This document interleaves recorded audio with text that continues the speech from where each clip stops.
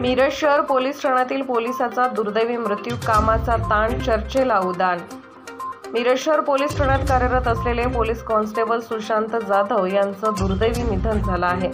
गणेश उत्सव काळात कामाचा जास्तीचा त्राण तर पडला नसेल ना, अशा विविध चर्चांना उधाण आले आहे। सुशांत जाधव यांच्याकडे मिरज शहर पोलीस ठाण्यात गणेश उत्सवासाठी लागत असणारी परवानगी देण्यासाठी असलेल्या एका खिडकी योजनेचे काम ते करत होते।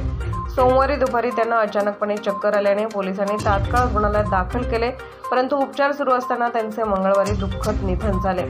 सुशांत जाधव हे उत्कृष्ट फुटबॉलपटू होते। सुशांत जाधव यांच्या या अशा अचानकपणे जाण्याने मिरज शहर पोलिसात शोककळा पसरली आहे। त्यांच्या सोबत करणाऱ्या अनेक पोलिसांना याची माहिती मिळताच धक्काच बसला आहे। अत्यंत मनमिळावू आणि हसऱ्या स्वभावाच्या सुशांतच्या जाण्याने पोलिसांसह त्यांच्याशी ओळख असलेल्या अनेक जणांना सुद्धा धक्का बसला आहे।